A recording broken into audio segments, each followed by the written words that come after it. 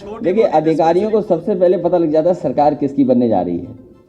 और हम तो बीजेपी से कहेंगे कि वो जो नया सॉफ्टवेयर डाला था हमारे मोबाइल में भी डाल के देख लो कि कितने अधिकारी अब संपर्क में आ गए हैं। जिस दरवाजे से भारतीय जनता पार्टी घुसी थी उसी दरवाजे को ओम प्रकाश राजू जी बंद किए दे रहे हैं और बाकी बंद ये लोग कर देंगे, चटकनी लगा देंगे। नमस्कार, मैं हूं पंकज झा। आप मेरे साथ देख रहे हैं ऑफ द रिकॉर्ड। आज बात करते हैं उस बात की जिसकी शुरुआत अखिलेश यादव ने की है और वो बात बड़ी चौंकाने वाली है। वैसे इसकी चर्चा कई सालों से होती रही है कि क्या वाकई में ऐसा कुछ है कि अधिकारी पहले सूंघ लेते हैं कि चुनाव में इस बार किसकी हवा बन रही है, किसका माहौल टाइट होने वाला है, किसकी सरकार बनेगी, किसकी फंस जाएगी, कौन नेता चमकेगा, कौन नेता फिसलेगा। अखिलेश यादव आज लखनऊ में समाजवादी पार्टी के ऑफिस में प्रेस कॉन्फ्रेंस कर रहे थे। प्रेस कॉन्फ्रेंस उन्होंने इसलिए बुलाई थी कि बीएसपी के दो दिग्गज यानी लालजी वर्मा और रामअचल राजभर उनके साथ मंच पर दिखे, स्टेज पर दिखे। अभी वो तकनीकी आधार पर ये दोनों बड़े नेता समाजवादी पार्टी में शामिल नहीं हुए हैं। लालजी वर्मा तो बड़े भावुक हो गए, बस रोए नहीं, इतने दुखी थे वो, ये बाद में शामिल होंगे। लेकिन उस प्रेस कॉन्फ्रेंस में जो अखिलेश यादव ने एक बात कही है, हम आज उसी बात की खाल निकालेंगे और उसमें जो जुड़े हुए तमाम किस्से कहानियां हैं जो कभी मैंने सुने, देखे, आपने भी सुने होंगे और जो लोग इस वीडियो को देख रहे हैं उन लोगों ने भी देखा, सुना होगा और महसूस करते होंगे। अखिलेश यादव ने कहा कि अधिकारी जो होते हैं ना, बड़े शार्प होते हैं। अधिकारी पहले ही समझ लेते हैं कि सरकार किसकी बनेगी। वो ये बात यूपी चुनाव को लेकर कह रहे थे। फिर आगे उन्होंने कहा कि मैं तो कहूँगा सरकार से, सरकार मतलब डबल इंजन वाली सरकार, दिल्ली की भी सरकार और यूपी की भी सरकार, कि आप एक सॉफ्टवेयर डलवा लें, आपको पता चल जाएगा कि मुझसे कितने अधिकारी जुड़ गए हाल फिलहाल में। मतलब अखिलेश यादव एक मैसेज दे रहे हैं कि भाई देखो, वक्त और हालात बदल रहे हैं, यूपी में सरकार जो है अब समाजवादी की ही बनेगी। बीजेपी की सरकार जा रही है और समाजवादी पार्टी की सरकार आ रही है और इसीलिए उनके विज्ञापन भी आजकल आते हैं कि आ रहा हूं मैं, आ रहे हैं अखिलेश। उनकी रैलियों के नाम भी होते हैं जनादेश रैली। तो एक तरीके से वो ये बात जो कह रहे थे अधिकारियों की, इस बात को मैं भी महसूस करता हूँ। देखिए, अधिकारियों को सबसे पहले पता लग जाता है सरकार किसकी बनने जा रही है। और हम तो बीजेपी से कहेंगे कि वो जो नया सॉफ्टवेयर डाला था हमारे मोबाइल में भी डाल के देख लो कि कितने अधिकारी अब संपर्क में आ गए हैं। जिस दरवाजे से भारतीय जनता पार्टी घुसी थी उसी दरवाजे को ओम प्रकाश राजू जी बंद किए दे रहे हैं और बाकी बंद ये लोग कर देंगे, चटकनी लगा देंगे। आजकल जिस अधिकारी को आप फ़ोन करें यूपी में, वो आईएएस हो, आईपीएस हो, पीसीएस अधिकारी हो, पीपीएस हो या फिर किसी दूसरी सेवा के, वो सबसे पहले आपका हालचाल नहीं पूछते। वो ये पूछेंगे इस बार क्या लग रहा है आपको। हम भी जो है उनसे यही पूछते हैं क्या माहौल है अब की बार। फिर उसमें जुड़े हुए तमाम सवाल आते हैं। अब सवालों की सुनिए, क्या बीजेपी कंफर्टेबली जीत जाएगी? बीजेपी जीतेगी तो मुख्यमंत्री यही रहेंगे, सीट कम होगी तो कौन बनेगा, अगर सीट ज़्यादा हो जाएगी तो क्या होगा? अखिलेश यादव कंटेस्ट में आ गए हैं, बीएसपी का क्या होगा, कौन किसका नुकसान करेगा? फिर उसी में से अधिकारी, मान लीजिए जैसे कुछ अधिकारी हैं जिन्होंने मन में ये बना लिया है कि समाजवादी पार्टी की सरकार आ रही है, तो वो अपने हिसाब से तर्क भी देने लगते हैं। वो कहने लगते हैं मेरे से जो लोग मिलने आते हैं उन्होंने मुझे बताया कि इस बार कहानी बदल रही है। और देखिए ना, पिछले 30-40 सालों में यूपी में कोई सरकार रिपीट नहीं हुई है। तो वो इतने सारे उनके पास तर्क होते हैं कि नहीं, हर हाल में अखिलेश यादव की सरकार आ रही है, समाजवादी पार्टी की सरकार आ रही है। आप उनके सामने कितने भी तर्क देंगे, वो बातें कहेंगे कि योगी आदित्यनाथ ने ये किया, उनकी सरकार ने ये काम किया, मोदी ने ये काम किया, वो एक एक तर्क का जो है आपको खंडन करते हुए जाएंगे और अंत में इस नतीजे पर पहुंचा देंगे कि अखिलेश यादव की सरकार आ रही है। ऐसे ही कुछ अधिकारी हैं जो कहेंगे कि नहीं, योगी आदित्यनाथ की सरकार आ रही है। उसके लिए उनके पास अपने अपने तर्क हैं, सामाजिक आधार से लेकर हिंदुत्व से लेकर तमाम चीज़ें कि योगी का चेहरा ये है, मोदी का चेहरा ये है, सारी बातें कह देंगे। सब ने अपने अपने मन में एक खांचा फिट कर लिया। और आपको एक बात और बताऊं, जब भी यूपी में चुनाव होता है तो आप जहां भी जाएंगे दफ्तर में ना, कामकाज तो अब वैसे भी अब यूपी में धीरे धीरे एक तरीके से बंद होने लगा। 1.5-2 महीने बाद चुनाव आचार संहिता लग जाएगी, सारा काम सिर्फ चुनाव से ही जुड़ा होगा, कोई सरकारी काम तो हो नहीं सकता। अभी तो यूपी में प्रधानमंत्री नरेंद्र मोदी से लेकर मुख्यमंत्री योगी आदित्यनाथ से लेकर सभी छोटे बड़े मंत्री विधायक सब लोग या तो शिलान्यास कर रहे हैं या लोकार्पण कर रहे हैं, लेकिन कुछ दिनों बाद ये काम बंद हो जाएगा। लेकिन अधिकारियों का मूड अभी से सही मायनों में देखें कुछ को छोड़कर तो बंद हो चुका है।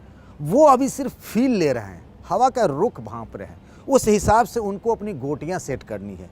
कोई डीएम है तो अगली सरकार में डीएम रहेगा कि नहीं रहेगा, अखिलेश यादव से कैसे संपर्क हो जाए। मान लीजिए उसे ये लगता है कि अखिलेश यादव की सरकार बन रही है, राम गोपाल यादव से अखिलेश यादव के करीबियों के बारे में जानने पहचानने लगते हैं, शुरू कर देते हैं। अखिलेश यादव के ज़माने में कौन कौन उनके करीबी अफसर थे, उन अफसरों के फ़ोन जाने लगे हैं। अब जैसे मुझे याद है कि अखिलेश यादव के करीबी आईएएस अधिकारी उन्होंने कहा भाई हमको तो कोई फ़ोन नहीं कर रहा था 1.5 साल से 2 साल से, मैं कोरोना में 1.5 महीने रहा पूरा परिवार, मुझे तो 2-4 लोगों ने भी मेरा हालचाल नहीं पूछा कि मुझे ऑक्सीजन मिल रही है, दवा मिल रहा है, मुझे इलाज चाहिए, मुझे किसी चीज़ की ज़रूरत है, मेरी पत्नी तो मरते मरते बच गई, उन अधिकारी ने कहा। लेकिन आजकल उनके फ़ोन खूब घनघना रहे हैं। और सबसे बड़ा पैमाना यूपी में अगर जानते हैं देखना हो तो क्या होने वाला हवा का मिजाज। अब दिवाली आ रही है, जिस अधिकारी के घर पर सबसे ज़्यादा तोहफे का अंबार मिलेगा ना, समझ जाइए उस अधिकारी के घर से जिसके घर में तोहफे का ढेर लगा हुआ है, वहाँ से पता चल जाएगा कि आने वाली हवा किधर की है। अब जैसे उस वक्त मैं नाम नहीं लूँगा, उसमें से मेरे कई जानने वाले हैं, अखिलेश यादव के ज़माने में जो ताकतवर आईएएस आईपीएस अधिकारी थे उनके यहाँ इस बार दिवाली में खूब तोहफे जाएंगे। पिछले 3-4 साल में नहीं गया होगा, लोग फ़ोन भी नहीं कर रहे होंगे, ये कह रहे हैं। दूसरी जो एक टीम है जिसे लगता है कि हर हाल में बीजेपी की सरकार आएगी, बड़े कंफर्टेबल पोजीशन में है। और कुछ लोग तो ये भी कहते हैं कि पिछली बार से यानी 2017 में जब 300 का आंकड़ा पार कर गई थी बीजेपी, प्रचंड बहुमत मिला था, 14 साल के बाद सत्ता में घर वापसी हुई थी बीजेपी की, योगी आदित्यनाथ मुख्यमंत्री बने थे। और अब जो कह सकते हैं ना, जो ताकतवर अधिकारी हैं, चाहे वो आईएएस हों चाहे आईपीएस हों, जिनके कहने पर सब कुछ हो जाता है। वैसे कहने के लिए तो मतलब अभी सबसे ताकतवर तो खुद सीएम है, पर उन अधिकारियों की जो राय है ना, वो उनकी राय ये है कि नहीं यही सरकार रिपीट होने वाली है। लेकिन उनमें से भी कुछ हैं, सब लोग इधर से भी अखिलेश यादव के कैंप के अधिकारी वाले भी और योगी आदित्यनाथ के कैंप वाले भी, वो सब भी आपस में कुछ ऐसे लोगों से कांटेक्ट किए हुए अधिकारियों से एक दूसरे की टीम में कि किसी भी सरकार आ जाए हमारा काम बनता, बाद बाकी भाड़ में जाए जनता, इस टाइप का भी एटीट्यूड है। और ये कई बार कहा जाता है, यूपी में खास तौर से ज़्यादा है। बिहार में मैंने देखा है नीतीश कुमार को कि जो लालू और राबड़ी के ज़माने में अधिकारी थे उनको भी उन्होंने नहीं छेड़ा। मुझे याद है जो उस वक्त डीजीपी हुआ करते थे और नीतीश कुमार जब मुख्यमंत्री बने तो उन्होंने उनको ही रखा। बहुत सारे ज़िलों में जो डीएम और एसपी थे वही थे। ये बीमारी कुछ यूपी में अधिक है कि ये जो अधिकारी है ये मायावती के हैं, ये जो हैं वो अखिलेश यादव के हैं, ये योगी आदित्यनाथ के हो गए। योगी आदित्यनाथ तो भी 4-4.5 साल के हुए, उससे पहले तो बसपा और सपा की लंबी दौर की सरकारें रहीं। तो ये खेमेबाजी यूपी में अधिक है, वो आईएएस अधिकारियों में भी और आईपीएस अधिकारियों में। कई बार क्या होता है ना, अखिलेश यादव ने जो आज बात कही है ना, वो मैसेज देने की बात। क्या होगा कि जब उन्होंने ये कहा और अखबारों में छपेगा, टीवी पे दिखाया जाएगा, जब मैं जिस बात को लेकर डिस्कस कर रहा हूँ तो अधिकारियों में होगा कि अच्छा अखिलेश यादव ये कह रहे हैं, अरे बहुत सारे अधिकारी अखिलेश यादव के टच में आ गए हैं, समाजवादी पार्टी की सरकार बन रही है, तो सब घबराएंगे।